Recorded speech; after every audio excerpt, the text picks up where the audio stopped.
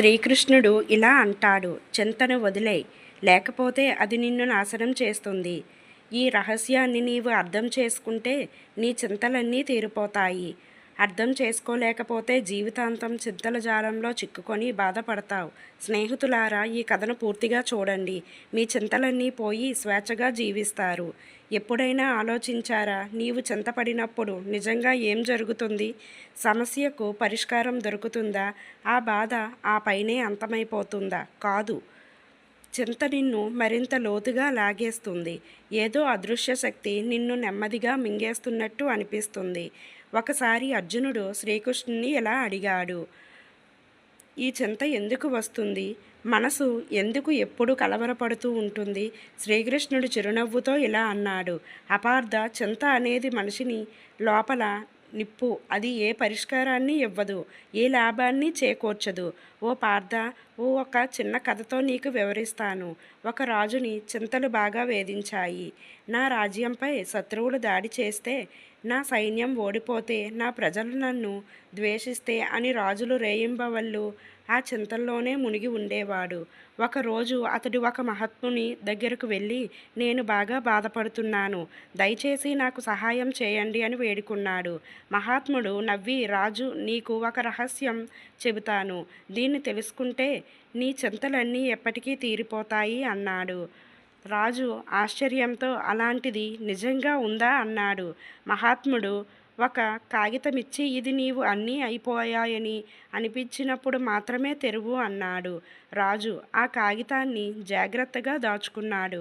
కొన్ని సంవత్సరాల తర్వాత యుద్ధం జరిగింది. రాజు సైన్యం ఓడిపోయింది, కాలిపోయింది.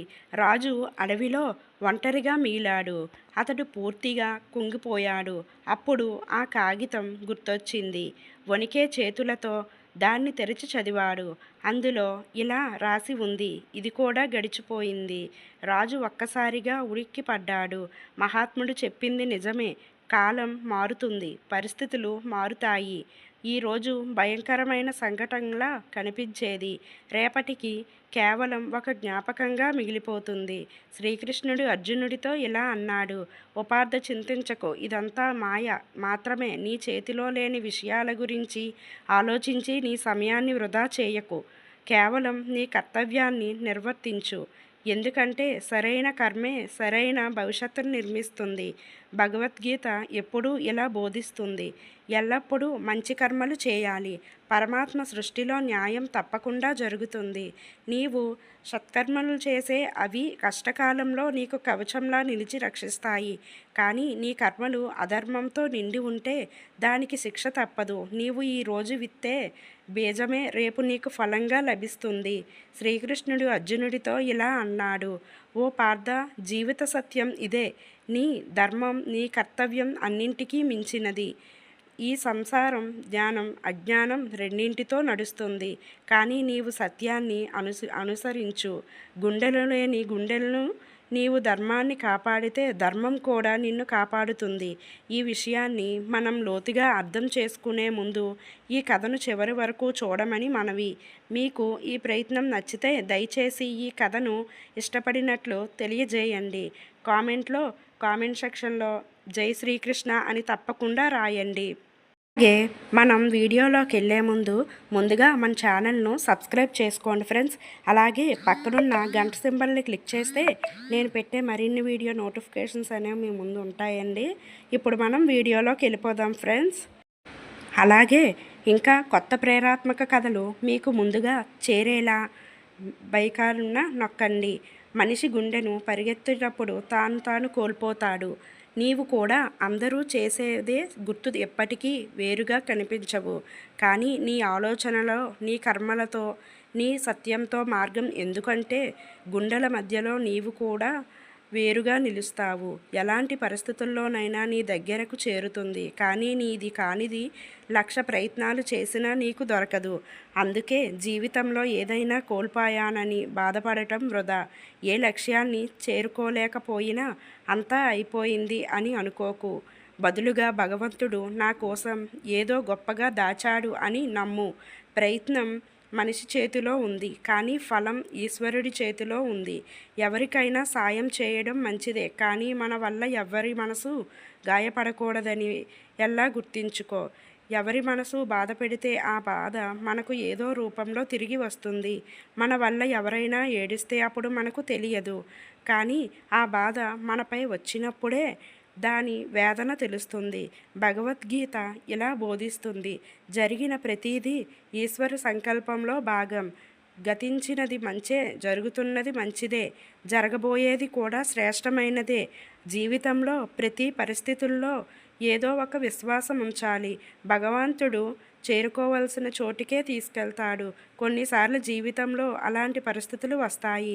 అప్పుడు నాకే ఇలా ఎందుకు జరిగింది, నేనే ఎందుకు ఈ బాధలు అనుభవించాలి, నేనే ఎందుకు ఈ కష్టాల్లో పడాలి అని అనిపిస్తుంది. కానీ కాలం గడిచిన తరువాత పొగమంచు తొలగినప్పుడు అర్థమవుతుంది, ఈ కష్టాలు లేకపోతే ఈరోజు నేను ఈ స్థాయిలో ఉండేవాడిని కాదు. మనిషి ఏ విషయంలోనూ అతిగా మునిగిపోకూడదు. ఎవరిపైన ఎక్కువ ఆసక్తి చూపకూడదు.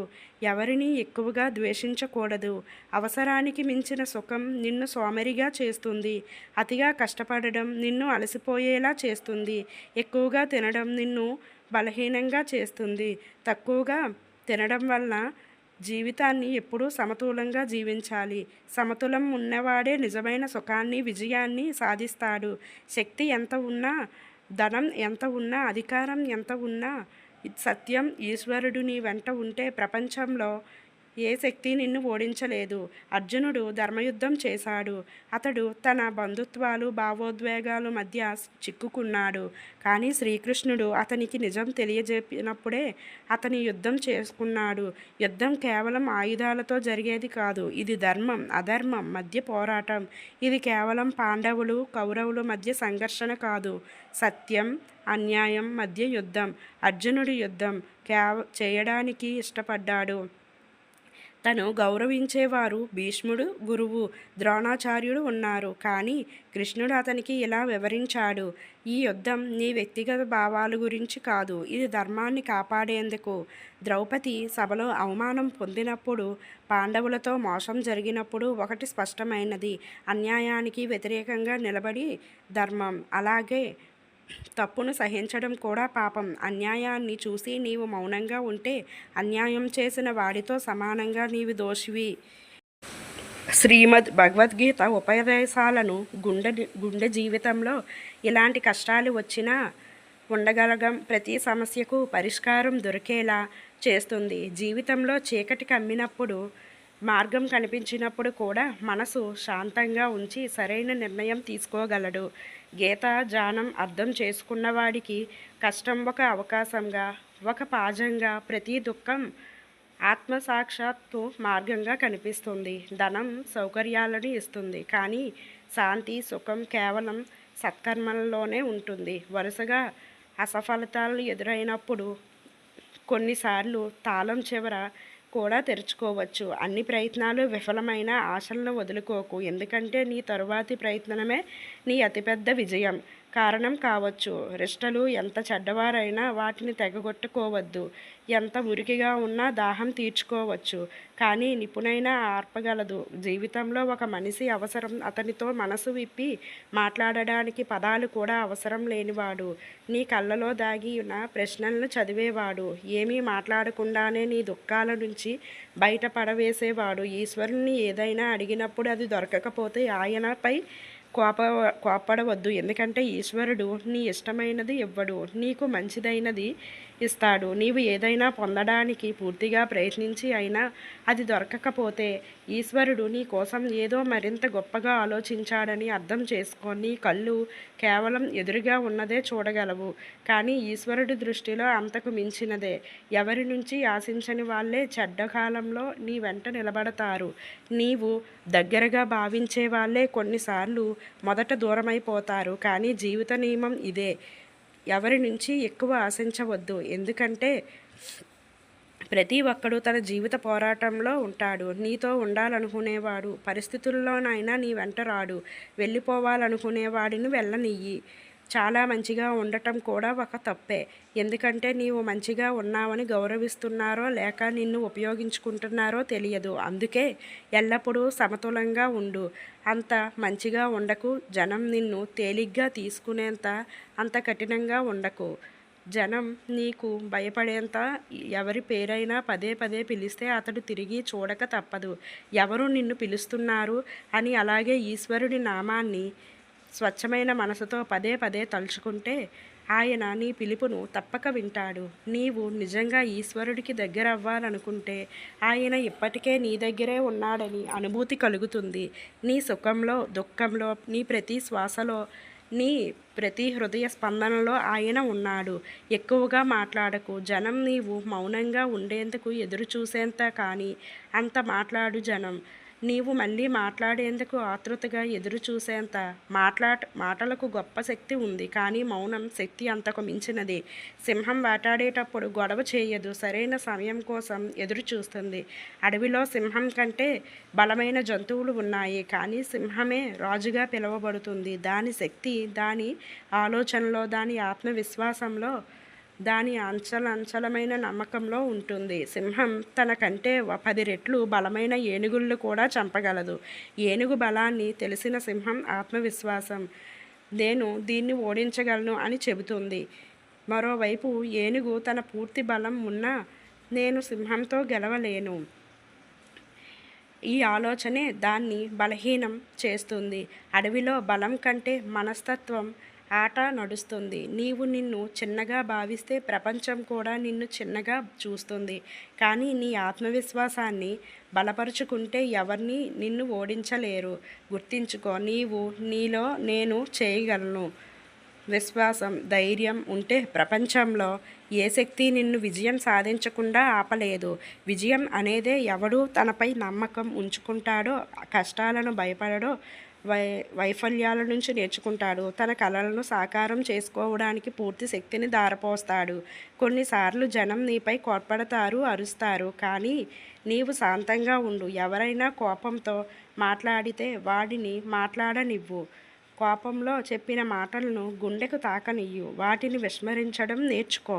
కొద్దిసేపటి తరువాత వాడే శాంతమవుతాడు. కానీ నిజంగా నీ తప్పు ఉంటే దాన్ని ఒప్పుకో. క్షమాపణ చెప్పడం వల్ల ఎవరు చిన్నవాళ్ళు కారు. తన తప్పును ఒప్పుకొని సరిదిద్దుకునేవాడే నిజమైన గొప్పవాడు. నీవు యవ్వనంలో ఉంటే నీలో శక్తి, ఉత్సాహం అపారంగా ఉంటాయి. ఈ సమయంలో నీ కలలను నిజంగా చేసుకోవచ్చు. కానీ ఈ శక్తిని సరైన మార్గంలో ఉపయోగించకపోతే ఈ సమయం చేజారిపోతుంది. తరువాత పశ్చాత్తాపం తప్ప మిగలదు. ఈ వయసు నిన్ను నీవు గుర్తించుకునేందుకు, నీ లక్ష్యాలను నిర్దేశించుకునేందుకు, ఈ సమయం నాకు ప్రేయసి ఉందా లేదా అని ఆలోచించేందుకు కాదు, నా జీవితంలో ఏం సాధించగలిగాను అని నిర్ణయించుకునేందుకు. కొన్ని సంవత్సరాల తర్వాత నిన్ను కష్టపడిన పని నీ సాధనలో నేర్పిస్తారు. నీ వద్ద ఎన్ని బంధాలు ఉన్నాయని కాదు, ప్రతి మనిషిలో గొప్పవాడు కావడానికి ఒక బీజం దాగి ఉంటుంది. దాన్ని సరైన సమయంలో సరైన మార్గంలో నాటితే అది ఒక గొప్ప చెట్టుగా మారి దాని నీడలో ప్రపంచం సుఖంగా ఉంటుంది. కానీ ఆ బీజాన్ని అలాగే వదిలేస్తే అది మట్టిలో కలిసిపోతుంది. దాని అస్తిత్వమే ఉండదు. సంతోషంగా ఉండేవాళ్ళు ఆడంబరాలకు దూరంగా ఉంటారు. వాళ్ళు తక్కువ మాట్లాడతారు, కానీ మాట్లాడినప్పుడు లోతైన మాటలు చెప్తారు. ప్రతిరోజు కొత్తగా నేర్చుకుంటారు, ఇతరులకు సాయం చేస్తారు. వ్యర్థమైన మాటలను విస్మరించడం తెలుసు. వాళ్ళు నవ్వు రహస్యమైనది, ఎదుటి వాళ్ళను ఆలోచనలో పడవేస్తుంది. ఏ పనిలోనైనా కష్టపడు, ఎందుకంటే సరైన సమయంలో కష్టపడిన ఫలం తప్పక దొరుకుతుంది. కానీ గుర్తుంచుకో, కష్టపడి అలసిపోవడం సరైనది, కానీ కష్టపడడం మానేస్తే అది అతిపెద్ద ఓటమి. జీవితంలో అత్యంత కష్టమైన సమయం సత్యం తెలిసిన ప్రియుల సంతోషం కోసం తప్పుడు నిర్ణయం తీసుకోవలసి వచ్చినప్పుడు. ప్రకృతి మంచివాళ్లకు ఎక్కువ బాధలను ఇస్తుంది కాక జీవి తన సమయాన్ని ఇతరులకు తోడుగా ఉంటుంది. నీ దుఃఖాన్ని ఇతరులతో పంచుకోకపోతే నీవు జీవించడం నేర్చుకున్నావని అర్థం. తెలివైన వాళ్ళు త్వరగా గ్రహిస్తారు, ఇతరులకు నీ బాధ చెప్పడం వల్ల ఏమీ మారదని. ఏ బాధ అయినా నీవే భరించాలి. జీవించగా ఎవరు సహాయం చేయడానికి కానీ చనిపోయిన తరువాత శవాన్ని మోస్తే పుణ్యమని భావిస్తారు. ఈ పుణ్యాన్ని జీవించిన మనిషికి సాయం చేయడంలో చూపిస్తే ప్రతి జీవితం సులభమవుతుంది. నీవు ఏ ముఖము సాధించక ముందు జనం నీ మంచి ప్రేమగా గౌరవం ఆశించవచ్చు. తన గౌరవాన్ని కాపాడుకొని వాడే తనను తాను గొప్పగా చేసుకొని వాడికి ఎక్కువగా గౌరవం దొరకదు. ఒక బస్సులో ప్రయాణిస్తున్నామనుకో, అది చెడిపోయి రోజంతా బాగు కాదనుకో, అక్కడే కూర్చొని ఎదురు చూస్తావా? కాదు, మరో బస్సు ఎక్కి గమ్యాన్ని చేరుతావు. జీవితం కూడా అంతే. సమస్య వచ్చినప్పుడు అక్కడే ఏడవకుండా అక్కడే మరో మార్గం వెతుక్కొని ముందుకు సాగడం మంచిది. ఎవరితోనైనా పగ తీర్చుకోవాలనుకుంటే అత్యంత గొప్ప మార్గం నీ విజయం. నీ పేరు ప్రతి చోట మారుమోగేలా చూసుకోవాలి. ఎవరితోనైనా పోట్లాడి ఎవరినైనా విజయం తొక్కి తీర్చుకునే పగ తాత్కాలిక ఇవ్వచ్చు, కానీ నిజమైన విజయం వాళ్ళను ఆలోచింపజేసినప్పుడు తీరుతుంది. ఒకసారి మనసులో ఒక పని చేయాలని నిర్ణయించుకుంటే మరో ఆలోచన ఉండకూడదు. ఈరోజు చేయనా రేపు చేయనా అని ఆలోచించడం సమయం వృధా చేయడం. శ్రీకృష్ణుడు ఇలా అంటాడు, ఒకసారి చేయాలని తీర్మానించుకుంటే అది ప్రారంభించు. సమయాన్ని నీ అదుపులో ఉంచుకోగలిగితే అది నీకు సుఖాన్ని ఇస్తుంది. కానీ సమయం నిన్ను తన అదుపులోకి తీసుకుంటే అది కేవలం దుఃఖాన్ని ఇస్తుంది. సమయం ఉండగానే నీ కలలను సాకారం చేసుకో. లేకపోతే ఒకరోజు కలలు మింగిన వాడిని నెరవేర్చే శక్తిలో నీలో ఉండదు. తర్వాత పశ్చాత్తాపం తప్ప మరేమీ ఉండదు. నేను విధి ఇష్టమైన ఆటబొమ్మను. అది నన్ను రోజు కట్టి మళ్ళీ విరగ్గొడుతుంది. నేను సర్దుకునే ప్రతిసారి నన్ను కింద పడవేయడానికి కొత్త కారణం వెతుకుతుంది. కానీ నాకు ఇప్పుడు అర్థమైంది, ఈ ఆట నా ఓపికను, నా ధైర్యాన్ని పరీక్షించేందుకు. విధి నన్ను విరిచినట్లే నేను నన్ను మళ్ళీ కూడగట్టుకోగలను. అతన్ని ఇష్టపడు. ఎవడైతే నీలో మార్పు తెస్తాడో, నిన్ను మరింత గొప్పగా చేస్తాడో, నీ ఆలోచనలను కొత్త దిశకి ఇస్తాడు. లేకపోతే మాయగాడు కూడా గుండెలను ఆకర్షించగలడు. గాలితో నిండిన గుండెలను చూసి జనం చప్పట్లు కొడతారు, కానీ దాని ఎత్తు బయట గాలిపై ఆధారపడి ఉంటుందని వాళ్ళు అర్థం చేసుకోలేరు. నిజమైన ఎత్తు లోపల నుంచి వెళ్తుంది. జీవితం కూడా అంతే. బయట కనిపించేది ఏమీ కాదు, లోపల ఉన్నదే నిన్ను ఎత్తులకు తీసుకెళ్తుంది.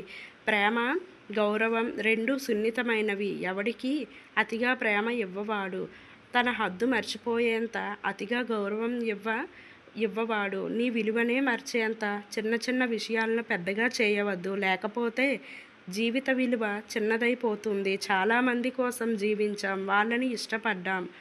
ఇప్పుడు మనల్ని ఇష్టపడే వాళ్ళ కోసం జీవించు. ఈశ్వరుణ్ణి ఏదైనా కోరుకో, ఆయనే కోరు.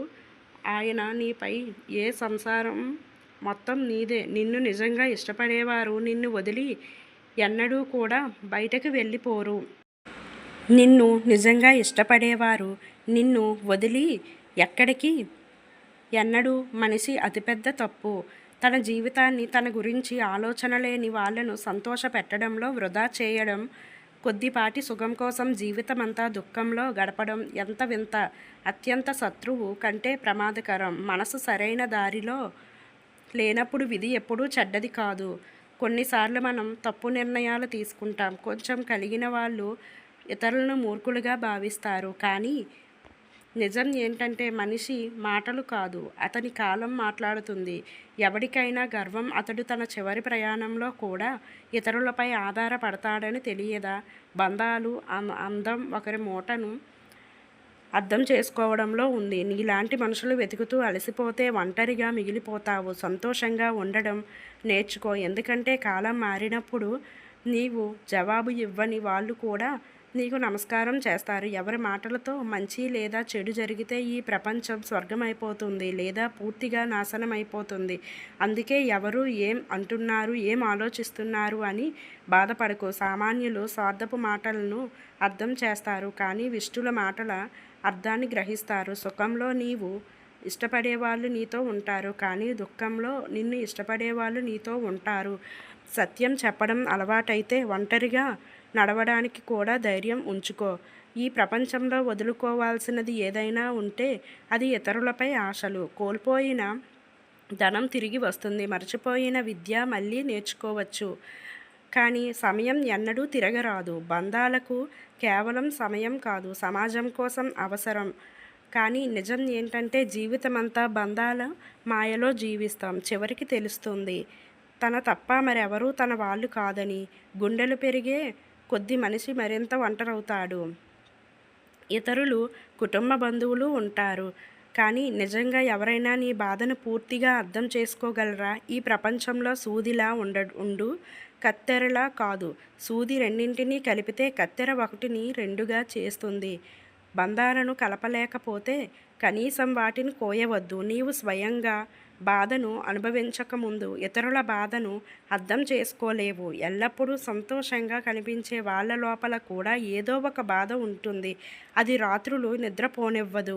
జీవితంలో ఏ తప్పైనా చేయి, కానీ ఎవరి కోసం ఒక ఎంపికగా మాత్రమే మిగిలిపోవద్దు. నీ తప్పు లేని చోట వంగవద్దు. నీ విలువ తెలియని చోట ఆగవద్దు. ప్రపంచంలో అన్ని తలుపులు మూసుకుపోవచ్చు, కానీ భగవంతుడి తలుపు ఎప్పుడూ తెరిచే ఉంటుంది. నీవు నీ సంతోషానికి నీవే యజమాని అయిన రోజు నుంచి ఎవరూ నిన్ను ఏడిపించలేరు. బంధాలను నిబంధించే నైపుణ్యం ప్రతి ఒక్కరి వద్ద ఉండదు. ద్వంద్వ స్వభావం ఉన్నవాళ్ళు కోట్పడినప్పుడు మొదట నీ గౌరవాన్ని దెబ్బతీస్తారు. అలాంటి వాళ్లకు దూరంగా ఉండు. నీ విలువ తెలియని బంధాలను ఎత్తుకొని పారేయి. నీ ఉనికిని గౌరవించని వాళ్ళను నీ జీవితంలో చోటివ్వద్దు. వాళ్ళను వదిలేయడమే సరైనది. కాస్త ఇలా అంటాడు, బంధాలలో అత్యంత గొప్ప బంధం అది. కొద్దిగా నవ్వి కొంచెం క్షమాపణలతో మళ్ళీ ఆ పాత స్థితిని వచ్చేది. జీవితంలో ఒక బంధం అవసరం.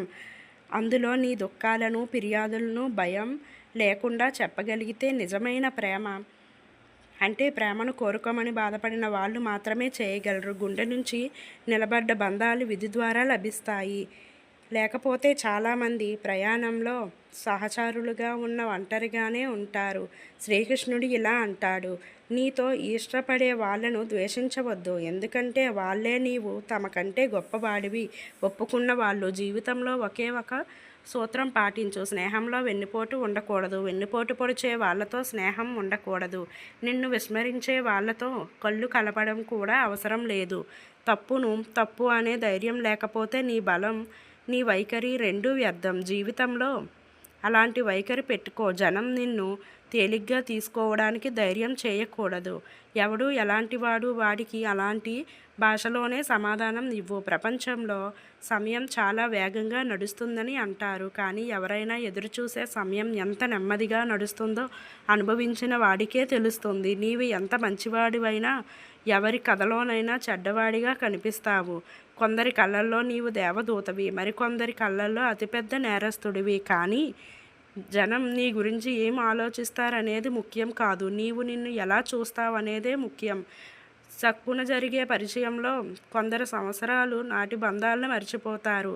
ఎక్కడైతే నీ సత్యాన్ని నీ దగ్గర వాళ్ళకి నిరూపించాల్సి వస్తుందో అక్కడ చెడ్డవాడిగా మిగిలిపోవడమే మంచిది. శ్రీకృష్ణుడు ఇలా అంటాడు, సుఖమైన జీవితానికి గొప్ప ఇల్లు, దరిదైన వస్తువులు అవసరం లేదు. ఇంట్లో ప్రేమ, శాంతి, అనురాగం ఉంటే అది నిజమైన సుఖం. ఎన్ని గోనె సంచులు నీచమున్నా ఒక చీమైనా రాదు, కానీ కొంచెం చక్కెర ఉంటే 100 చీమలు వస్తాయి. అలాగే నీ స్వభావంలో మాధురు ముంచుకుంటే జనం స్వయంగా నీ వైపు ఆకర్షితులవుతారు. కానీ నీచలంగా, కఠినంగా ఉంటే ఎంత ప్రయత్నించినా ఎవరూ నీ దగ్గరికి రారు. అలాంటి వ్యక్తిత్వం ఎంచుకో. ఉనికి తెలియకపోయినా నీవు లేనప్పుడు స్పష్టంగా తెలిసేలా సుఖం, ఆయుష్ రెండూ ఒకే సమయంలో రావని నీకు తెలియదు. కష్టపడి సుఖాన్ని సంపాదించాను, కానీ ఆయుష్ నిన్ను వదిలి వెళ్ళిపోతుంది. సంతోషానికి ఉండడానికి ఎక్కువగా ఖర్చు అవసరం లేదు, కానీ ప్రపంచానికి సంతోషంగా కనిపించడానికి చాలా ఖర్చు అవుతుంది. వయసు పెరిగే కొద్దీ మనిషి తెలియకుండానే ధనవంతుడు అవుతాడు. తలలో వెండి దంతాలతో బంగారం, కళ్ళల్లో మోతియాలు, రక్తాల్లో చక్కెర, కిడ్నీల్లో ఖరీదైన రాళ్ళు కొందరు చెప్పి వెళ్ళారు, కొందరు సహించి వెళ్ళారు, కొందరు చెప్పలేక ఉండిపోయారు. నేను సరైన వాణ్ణి, నీవు తప్పు అనే ఈ ఆటలో ఎన్ని బంధాలు కూలిపోయాయో. శ్రీకృష్ణుడు ఇలా అంటాడు, జీవితంలో అతి పెద్ద మోసం సొంత వాళ్ళే చేస్తారు, ఎందుకంటే వాళ్లకు నీ బలహీనతలు తెలుసు. బయటివాడు నిన్ను మోసం చేయలేడు. ఎందుకంటే అతనికి నీవు ఎక్కడ గాయం చేయాలో తెలియదు, కానీ సొంత వాళ్ళే నీకు లోతైన గాయాలు ఇస్తారు. ఈ కలియుగంలో బయట వాళ్ళ కంటే సొంత వాళ్ళలో జాగ్రత్తగా ఉండాలి. మహాభారత యుద్ధం 2 రాజ్యాల మధ్య కాదు, ఒకే కుటుంబంలోని సోదరుల మధ్య జరిగింది. భీముడిని చంపడానికి దుర్యోధనుడు ఎన్నిసార్లు విషమిచ్చాడు, పాండవులకు నాశనం చేయడానికి ఎన్ని కుట్రలు పన్నాడు. అలాగే ఇవన్నీ బయటివాడు చేయడు, మన సోదరుడే చేస్తాడు. ఇంటిలోని జరుగుతాయి, బయట ఎవరు పోరాడుతారు? నీ దగ్గరైన వాళ్ళే నీకు గాయం చేయగలరు, సొంత వాళ్ళే నిన్ను మోసం చేయగలరు. ఈ సంసారం అలాంటిది. బంధాలు తరచూ ఒక ఉద్దేశంతో ఏర్పడతాయి, ఆ ఉద్దేశం తీరిన తర్వాత బంధాలు అంతమవుతాయి. శ్రీకృష్ణుడి సందేశం మనకు ఇలా బోధిస్తుంది. ఆత్మనిర్భరత అతి గొప్ప గుణం. నీవు నీపై నమ్మకం ఉంచుకోకపోతే ప్రపంచం కూడా నీపై నమ్మకం ఉంచదు. నీ కలలను వెంబడించు, నీ లక్ష్యాలపై దృష్టి పెట్టు. ఇతరుల అభిప్రాయాలతో ఎన్నడూ ప్రభావితం కావద్దు. నీ ప్రయాణం నీ చేతుల్లో ఉంది, దాన్ని నీవే అలంకరించు, నీవే దిశానిర్దేశం చేయి. నీ శక్తిని గుర్తించి ముందుకు సాగు. ఎందుకంటే ఈ ప్రపంచంలో అతి ముఖ్యమైన బంధం నీతో నీవు ఉంచుకునేది. జీవితంలో చాలాసార్లు దుఃఖం, నిరాశ, వైఫల్యం మనల్ని చుట్టుముడతాయి, కానీ ఏడవడం వల్ల ఏ పరిష్కారం దొరకదు. ఏడుపు మనల్ని మరింత బలహీనం చేస్తుంది. జీవిత సవాళ్ళను ఎదుర్కొనే ఎందుకంటే ప్రతి కష్టం ఒక కొత్త పాయం. కష్టాలు నిన్ను ఆపడానికి కాదు, నిన్ను బలపరచడానికి వస్తాయి. ప్రయాణం చేయాలంటే మార్గంలోని అడ్డంకులను భయపడవద్దు, వాటి నుంచి నేర్చుకో. ముందుకు సాగేవాడికి మజిల్ దొరకడానికి రోజూ కష్టపడాలి. మార్గంలో ఎల్లప్పుడూ నీడ దొరకదు, కొన్నిసార్లు మండే ఎండను కూడా సహించాలి. ఎండకు భయపడిన వాడు ఎన్నడూ మజిల చేరడు. అయిన వాడితో మాట్లాడు, కానీ నిజమైన బంధం అంటే నీ మాటలను ఇష్టపడే వాడితో ఉన్నది. అహంకారం ఎవరి అవసరం లేదు అంటుంది, కానీ అనుభవం కొన్నాళ్ళు మట్టికి కూడా అవసరం అని నేర్పుతుంది. అక్కడ అనే పదంలో హర్షం లేదు, కానీ అది ఒక్కొక్కరిలో ఉంటుంది. నీ శక్తిని నీ మాటలతో నిలబెట్టు. వర్షం పంటలను పచ్చగా చేస్తుంది, కానీ బాణం అంతా నాశనం చేస్తుంది. కోపం కూడా సొంత వాళ్ళపైనే వస్తుంది, లేకపోతే పరాయి వాళ్ళతో ఎవడో కోప్పడతాడు. బట్టల నుంచి సుగంధం పచ్చడం పెద్ద విషయం కాదు, అది స్వభావం నుంచి సుగంధం వస్తే అది ఆనందం. తనను దురదృష్టవంతుడని భావించేవాడు గుర్తించుకోవాలి. సంఘర్షణ ప్రతి ఒక్కరూ చేయాలి. మన ఆలోచన మనల్ని రాజులా చేయగలదు, అదే ఆలోచన మనల్ని బలహీనం చేయగలదు. ప్రతి మనిషికి డిగ్రీ ఉండాలని అవసరం లేదు, కానీ నేర్చుకోవాలనే ఆసక్తి ఉండాలి. ప్రపంచంలో ఏ వస్తువు అంత త్వరగా మారదు, మనిషి ఉద్దేశం, దృష్టి అంత త్వరగా మారుతాయి. జీవితంలో విజయం సాధించాలంటే డబ్బును జేబులో ఉంచుకో అవసరం లేదు. వ్యవహారం అనేది ఒక మెట్టు, దాని ద్వారా జనం గుండెల్లోకి చేరవచ్చు. నేలపై కూర్చొని ఆకాశం చూడడం వల్ల ఏమీ రాదు. నీ రెక్కలను విప్పు, నీ ఎదుగుదలను చూస్తుంది. అలల గుర్తు శబ్దం చేయడం, కానీ తుఫానుల దృష్టి ఎల్లప్పుడూ గమ్యంపై ఉంటుంది. పరిగెత్తు, తెలుసు చివరికి అది చేతిలోకి పడాలి, కానీ అంతకుముందు ఆకాశాన్ని తాకాలనే ధైర్యం ఉంటుంది. గూడు కట్టడంలో ఎంతగా మునిగిపోయామంటే మనకు ఎగరడానికి రెక్కలు ఉన్నాయనే విషయం మర్చిపోయాం. లేవు, మేల్కొను. నీ లక్ష్యం సాధించే వరకు ఆగవద్దు. మట్టితో చేసిన దీపం రాత్రంతా చీకటితో పోరాడగలదు. అలాంటప్పుడు నీవు భగవంతుడు ఇచ్చిన దీపం. నీకు ఏమీ బలం? నీ అరచేతిలో విధిని ఎందుకు వెతుకుతావు? కర్మం జ్వలించే చోటే విధి రూపొందుతుంది. సముద్రం నుంచి నేర్చుకో, అది రాళ్లతో తాకిడి చేయడానికి అలలను పంపుతుంది. తుఫాన్లకు భయపడకు. చనిపోయిన చేప స్రవంతితో కలిసి కొట్టుకుపోతుంది, కానీ బతికిన చేప స్రవంతికి వ్యవహారంగా ఈదుతుంది. నీవు నిజంగా తప్పును వ్యతిరేకించడంలో నేర్చుకో. ఏ ఉద్దేశం నిలబడాలనుకుంటే గట్టి వృక్షంలా నిలబడు. పడిపోవాల్సి వస్తే బీజంలా పడు, మళ్ళీ మొలకెత్తు, మళ్ళీ బలంగా నిలబడు. ఈ ప్రపంచంలో ప్రతి పక్షి గాయపడినదే కానీ బతికినది కాదు. ఎవడైతే మళ్ళీ ఎగరగలిగాడో జీవితంలో సవాళ్లు తప్పవు, వాటిని ఆపలేం, కానీ నవ్వుతూ స్వీకరించడమే నిజమైన బలం. మహాభారత యుద్ధంలో అర్జునుడు తన సొంత బంధాలను యుద్ధభూమిలో చూసినప్పుడు అతని చేతులు వణికాయి. అతడు తన ఆయుధాలను కింద పెట్టి ఏడవడం మొదలుపెట్టాడు. ఒక గొప్ప యోధుడు ఎన్నడూ యుద్ధం నుంచి తప్పుకొని తన దరుద్దం అతడు తన ఆలోచనలో మునిగిపోయాడు. ఆలోచించండి స్నేహితులారా, డీజాని వీరుడు కూడా ఇలా కలత చెందగలిగితే సామాన్య మనుషుల స్థితి ఏమిటి? కష్టకాలంలో మనిషి బుద్ధిపై అజ్ఞానం ఆవరించి ఏది సరైనది ఏది తప్పు అని తెలియదు. ఏం చేయాలి? కురుక్షేత్రంలో అర్జునుడికి కూడా ఇదే జరిగింది. అతని బుద్ధి ఆత్మవిశ్వాసం అన్నీ డగ్మమయ్యాయి. అప్పుడు భగవాన్ శ్రీకృష్ణుడు శ్రీమద్ భగవద్గీత ద్వారా దివ్య జ్ఞానాన్ని ఇచ్చాడు. శ్రీకృష్ణుడు ఇలా అన్నాడు: ఓ అర్జున, నీవు గొప్ప జ్ఞానం గురించి మాట్లాడతావు, కానీ నిజమైన జానులు గత కాలం గురించి వివరించారు, రాబోయే కాలం గురించి చింతించారు. జీవస్మరణాలు నీ చేతిలో ఉన్నాయని నీవు ఎందుకు భావిస్తావు? నియమం జరిగినది జరగాల్సిందే, జరగబోయేది కూడా జరుగుతుంది. ఓ అర్జున, ఇక్కడ ఎవరు సొంత వాళ్ళు, ఎవరు పరాయి వాళ్ళు అని విచారించవద్దు. వాడితో యుద్ధం చేయడం క్షత్రుడి కర్తవ్యం. నీ ధర్మాన్ని పాటించడం నీకు మోక్షాన్ని, ముక్తిని ఇస్తుంది. నీవు మోహంలో చిక్కుకొని కర్తవ్యం గురించి, తప్పు గురించి సమాజం నిన్ను నిందిస్తుంది. నీవు ఈరోజు యుద్ధం చేయకపోతే ప్రపంచం నిన్ను బీరువని నశింపుడిగా చేస్తుంది. ఇక్కడ సొంత వాళ్ళు పరాయి వాళ్ళు అనే ప్రశ్న కాదు. ధర్మం గురించి మాట సరైనది, తప్పు గురించి మాట. నీవు అన్యాయానికి వ్యతిరేకంగా నిలబడకపోతే అన్యాయం మరింత బలపడుతుంది. తప్పును సహిస్తే, దాన్ని అంతం చేయకపోతే అది మరింత నిర్ణయంగా మారుతుంది. కాబట్టి మోహాన్ని త్యజించి ధర్మం కోసం ముందుకు సాగు. స్నేహితులారా, నిన్ను అంత సరళంగా ఉంచుకోవద్దు. ప్రతి ఒక్కడూ నిన్ను ఉపయోగించుకునేందుకు. ఎందుకంటే కరెంటు లేని తీగపై జనం బట్టలు ఆరేస్తారు. సంతోషంగా ఉండాలంటే ఈ స్వభావాన్ని అలవర్చుకో. ఎవరైనా దొరకకపోతే నీతో నీవు ప్రేమించడం నేర్చుకో. ఆడంబర పందాలతో ఉండడం కంటే సంతోషంలో జీవించు. స్నేహమైన ప్రేమైన వాటి రహస్యం ఒక్కటే: విశ్వాసం. జీవితం అతనిదే. అతడు మరణించినప్పుడు ప్రపంచం విచారిస్తుంది. అందరూ మరణించడానికే ఈ లోకంలోకి వస్తారు, కానీ కొందరు తమ జీవితాన్ని అలా జీవిస్తారు.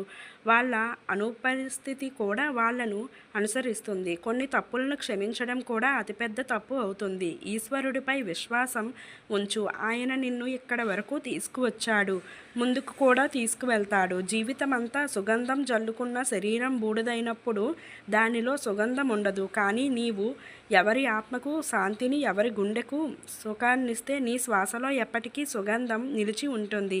ఎవడైనా పదే పదే ముళ్ళులా గుచ్చుతుంటే ఒకసారి సుత్తిలా దెబ్బ కొట్టడమే సరైన మార్గం. ఆలోచనలో గాయం ఏర్పడినప్పుడు ప్రతి బంధం విరిగిపోతుంది. శ్రీకృష్ణుడు ఇలా అంటాడు: ఇతరులతో సహాయం వెతుక్కో. నీ అతిపెద్ద బలహీనత నీవు ఇతరులపై ఆధారపడటం. ఇదే నీ ఆత్మ విశ్వాసాన్ని నాశనం చేస్తుంది. ఈ వ్యక్తి నాకు సహాయం చేస్తాడు అని ఆలోచించే వాళ్ళే అత్యంత బాధలో మునిగిపోతారు. ఒకే ఒక సహాయం నమ్మదగినది. ఈశ్వరుడు ఎవరు నీ వెంట లేనప్పుడు, ప్రపంచం నిన్ను ఒంటరి చేసినప్పుడు కూడా ఈశ్వరుడిపై విశ్వాసం ఉంచితే ఆయన ఏదో ఒక రూపంలో వచ్చి నీకు సహాయం చేస్తాడు. ప్రపంచాన్ని సహాయంగా చేసుకోవద్దు. తమకు తాము సహాయం వెతుక్కునే వాళ్ళు నీకు ఎలా సహాయం చేస్తారు? సహాయం కావాలంటే ప్రపంచంలో కాదు, ఈశ్వరుడితో వెతుకు. నీవు ఈశ్వరుని స్వీకరించకపోతే ఈ సంసారం నిన్ను తప్పుదోవ పట్టిస్తుంది. ఈశ్వరుడు ఈ మాట వింటాడో లేదో నీ భక్తి, నీ విశ్వాసం ఎంత స్వచ్ఛమైనదో దానిపై ఆధారపడి ఉంటుంది. అందరిపై విశ్వాసం ఉంచు, కానీ జాగ్రత్తగా. ఎందుకంటే కొన్నిసార్లు సొంత దంతాలే దానికలు కొరుకుతాయి. అలాంటప్పుడు ఇతరులపై ఏం ఆశించాలి? మోసం చేయడానికి 1000 మార్గాలు ఉన్నాయి, కానీ అత్యంత హీనమైన మార్గం నీచమైన ప్రేమ, నీచమైన సానుభూతి చూపడం. ఇప్పుడు నాకు బాధ కలగదు, ఎంత ఎత్తు నుంచి కిందకు తోసినా, ఎందుకంటే నిన్ను తోసిన చేతులపై నాకు నాకంటే ఎక్కువ నమ్మకం ఉండేది. ఇదే ఈ ప్రపంచ నియమం. అతి దగ్గర వాళ్ళే అతి లోతైన గాయాలను చేస్తారు. ప్రతి విషయాన్ని గుండెకు తాకిస్తే జీవితం అంతా ఏడుస్తూ గడుపుతారు. కాబట్టి ఎవడు ఎలాంటి వాడో వాడితో అలాగే ఉండడం నేర్చుకో. ప్రమాదం శత్రువుల నుంచి కాదు, నీ చుట్టూ ఉన్నవాళ్ళ నుంచి. ఎందుకంటే వాడబడి నీటి వల్ల మునిగిపోదు, లో లోపల రంధ్రం వల్ల మునిగిపోతుంది. కాబట్టి జాగ్రత్త. నీ జీవితంలో ఎవరైనా అలాంటి రంధ్రం చేయకుండా చూసుకో.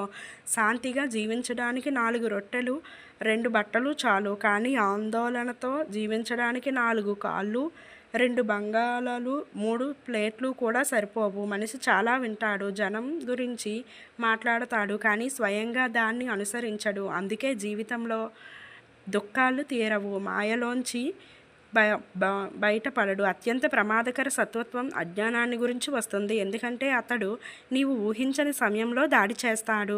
నీ విలువ తెలియని వాడి ముందు ప్రేమను ప్రదర్శించవద్దు. అలా చేస్తే నీ ప్రేమతో పాటు నీ భావనలు కూడా తొక్కివేయబడతాయి. శ్రీకృష్ణుడు ఇలా అంటాడు, మనిషి దుఃఖానికి అతిపెద్ద కారణం అతని మోహం పెరిగినప్పుడు అజ్ఞానం వస్తుంది. అజ్ఞానం వచ్చినప్పుడు జీవితంలో సమస్యలు పుడతాయి. మహాభారతంలో ధృతరాష్ట్రునికి ఒక కొడుకు దుర్యోధనునిపై అత్యంత మోహం వచ్చింది. అందుకే అతడు తప్పు చేయకుండా ఆపలేకపోయాడు. కొడుకు మోహం ధృతరాష్ట్రుడిని ధర్మం నుంచి అంధుడిగా చేసింది. అతను సత్యం తెలిసినా అసత్యానికి మద్దతు ఇచ్చాడు. అన్యాయాన్ని ఆపడం కాదు, పెంచాడు. ఇంకా ఆమె అతను వంశనాశనానికి కారణమైంది. శ్రీకృష్ణుడు అర్జునునితో ఇలా అన్నాడు, జ్ఞానధార ప్రవహించినప్పుడు మొదట మోహాన్ని నాశనం చేస్తుంది. ఎందుకంటే మోహమే అజ్ఞానం యొక్క మరో రూపం. మనిషి మోహంలో బంధించబడి ఉన్నంతకాలం సత్యం చూడలేడు. గ్రీసు సామ్రాట్ అలెగ్జాండర్ ప్రపంచాన్ని జయించాలనుకున్నాడు. అతని మనసులో అహంకారం ఉండేది. తాను అజేయుడికి ప్రపంచాన్ని తన కాళ్ళ కింద ఉంచగలనని. కానీ ఒకరోజు ఒక నాగ సాధువుతో భేటీ అయింది. సాధువు అలెగ్జాండర్ను ఇలా అడిగాడు, నీవు ఈ ప్రపంచాన్ని జయిస్తే ఆ తర్వాత ఏం చేస్తావు? అలెగ్జాండర్ కాసేపు ఆలోచించి, ఆ తర్వాత నేను శాంతిగా కూర్చొని సుఖంగా జీవిస్తాను అన్నాడు. సాధువు గట్టిగా నవ్వి, ఓ మూర్ఖుడా, చివరికి శాంతిగా కూర్చోవాలంటే ఇప్పుడే ఎందుకు కూర్చోవు? ఈ ప్రపంచాన్ని జయించడం ఎందుకు అవసరం? అలెగ్జాండర్కు నిరాశ కలిగింది. అతడు సాధువును నీవు ఎందుకు నవ్వుతున్నావు అని అడిగాడు. సాధువు ఇలా అన్నాడు, నీవు ప్రపంచాన్ని జయించినా నీకు నిరాశే దొరుకుతుంది. ఎందుకంటే నీవు ప్రపంచాన్ని జయించాలనే మోహంలో పడ్డావు. నా వద్ద ఏమీ లేదు, అయినా నేను అత్యంత సుఖంగా ఉన్నాను. ఎందుకంటే నాకు ఏ వస్తువు మీద మోహం లేదు. అలెగ్జాండర్ ఇంకా ప్రపంచాన్ని జయించలేదు.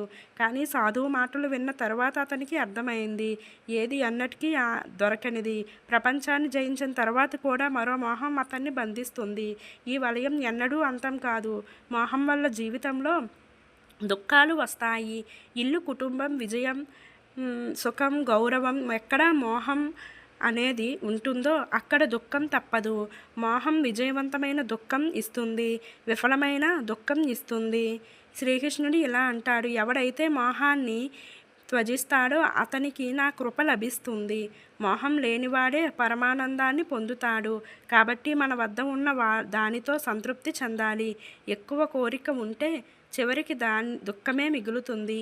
మోహం ఎంత పెరిగితే దుఃఖం అంతే పెరుగుతుంది. ఒక డాక్టర్ క్లినిక్లో రాసిన అద్భుతమైన వాక్యం, ఔషధంలో సుఖం లేదు, సుఖం వంటి ఔషధం లేదు. నాలిక బరువు చాలా తేలిక, కానీ దాన్ని అదుపులో ఉంచగలని కొందరే. వయసు తూగడం మనకు ప్రేమ కంటే గౌరవం ఎక్కువ అనిపించడం మొదలవుతుంది. అర్థం చేసుకొని మాటలు మనసుపై భారత్ అవుతాయి. కాబట్టి నీ మనసులోని మాట ఎవరితోనైనా చెప్పు, లేదా ఎవరి మనసులోనైనా హాలికం చేయడానికి విను. మనసు అందరి వద్ద ఉంటుంది, కానీ మనోబలం కొందరి వద్ద మాత్రమే ఉంటుంది. ప్రపంచంలో ఎవరో ఒకలా ఉంటాడు, కానీ నీలాంటి వాడు ఎవరు? మనిషి ఆలోచన కూడా ఇంతే. విజయం వచ్చినప్పుడు తన బుద్ధాపగం చేస్తాడు, కష్టం వచ్చినప్పుడు తన విధిని దూషిస్తాడు. బయట చీకటి కనిపించినా లోపల వెలుగు వెతుకు. జీవితం అంటే కేవలం సుఖాల కోసం పరిగెత్తడం కాదు, దుఃఖాలను అర్థం చేసుకొని ముందుకు సాగడం. శ్రీకృష్ణుడు ఇలా అంటాడు. ఈ వీడియో మీకు నచ్చినట్లయితే లైక్, షేర్, కామెంట్, సబ్స్క్రైబ్ చేసుకోవడం మాత్రం మర్చిపోకండి ఫ్రెండ్స్. అలాగే పక్కనున్న గంట సింబల్ క్లిక్ చేస్తే నేను పెట్టే మరిన్ని వీడియో నోటిఫికేషన్స్ అనేవి మీ ముందు ఉంటాయండి. తప్పకుండా మన ఛానల్ను సబ్స్క్రైబ్ చేసుకోండి ఫ్రెండ్స్. మీరు